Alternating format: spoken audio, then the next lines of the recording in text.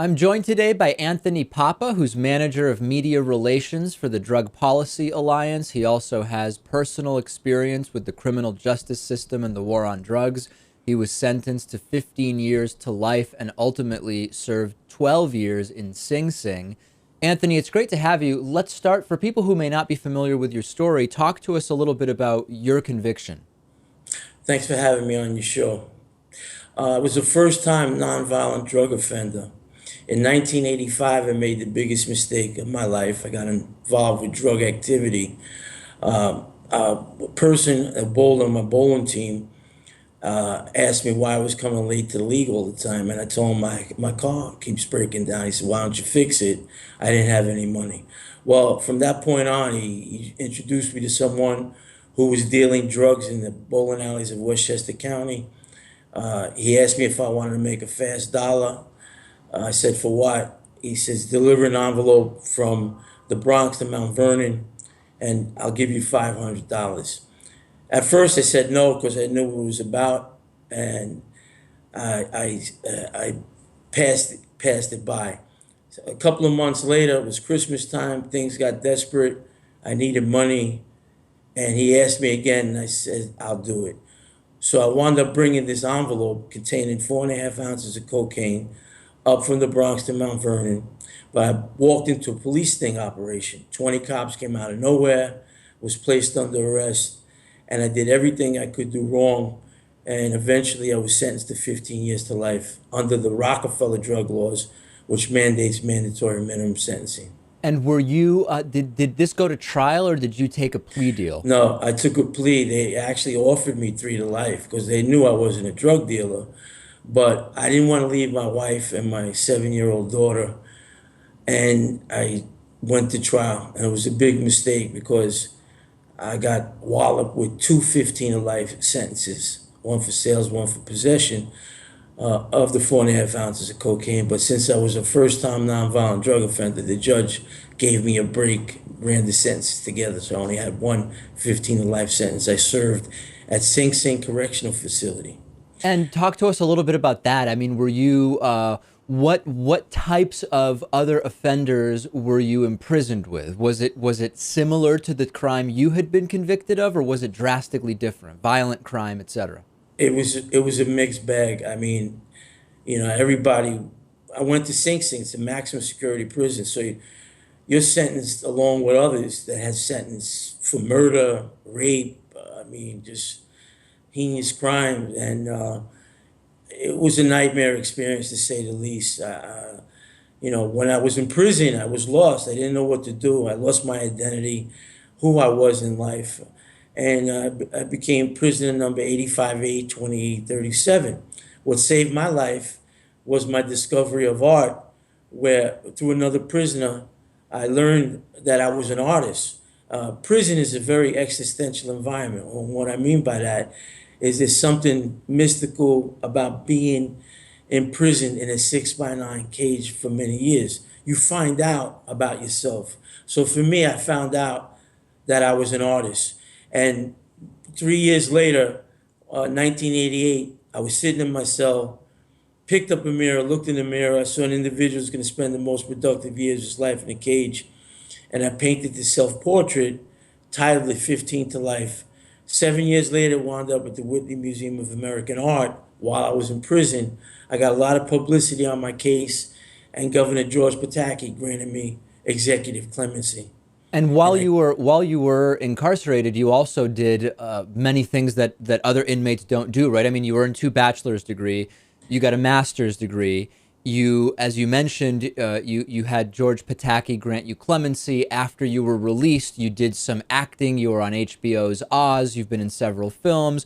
But even with all that notwithstanding, you still have been at the mercy of the challenges that exist for formerly incarcerated persons, right? I mean, talk about that a little bit. Yeah, I mean, it was a tough experience. It's a rude awakening. You spend an enormous amount of time in prison, and then suddenly you're free. Like these people coming out now, there's about 6,000 that are coming out under these new changes in the law, Right. and they're about to enter society, and they're in for a rude awakening. It's tough every step of the way for an ex-offender. You're blocked with housing, employment. It's hard for ex-offender. You're labeled an ex-offender, and you wear that label for the rest of your life. For me, it's my 18th year of freedom, and I still feel the stigma of being an ex-offender. I just wrote about it in a new book. I actually had to address this issue of people coming home. It's called Men and Women Returning Home in an Age of Reform. It's available on Kindle, on Amazon. And basically what I try to do is use my story as an art, telling men and women who are coming home about my experiences. Because prison doesn't end at the prison wall, it goes beyond the wall. It affects families, loved ones, those on the outside.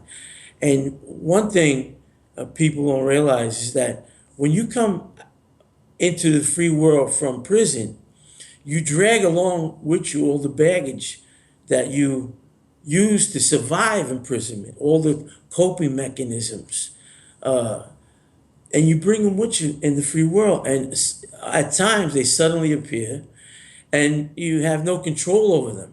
And it's a very dangerous situation when this occurs. Let's For talk a ex- little bit about that. I mean, in thinking of sort of the broader problems we have the sort of status quo of the war on drugs. We have mandatory minimums. We have, in many cases, not in your particular case, but we have plea deals and the sort of plea deal structure that is set up to really hurt a lot of nonviolent offenders. You have the sort of punitive nature of incarceration as opposed to rehabilitative. What's the top priority, or in other words, what's the lowest hanging fruit that could be tackled first that would have the most impact? you mean when people are returning to the free world? Just in general, in terms of reform, what are the first changes that might have the big impact? Is it talking about mandatory minimums? Is it about what the I prisons are like, etc.? I think that mandatory minimums have become a poison that has destroyed our criminal justice system. Uh, President Obama is speaking about this, and there's legislation now that exists, actually bipartisan legislation, which has passed the Senate, and we're waiting for Congress to act on it, which would reduce mandatory minimum sentencing. What mandatory minimum sentencing does, it takes away the discretion of the judge to look at the totality of facts. So, for example, my case, I got 15 years to life as a first-time nonviolent drug offender. That didn't matter. What mattered was the weight involved of the drug, the 4.5 ounces of cocaine. So under the Rockefeller drug laws, which mandate mandatory minimum sentencing, I passed this envelope with 4.5 ounces. 2 ounce sale or 4 ounce possession at the time I got arrested would give you a 15 to life sentence or better. Men and women have received these sentences 15, 20, 25 years, mandatory minimum sentencing. And these laws have become, under the federal sentencing, these were the original laws in 1973 when it enacted under the Rockefeller drug laws.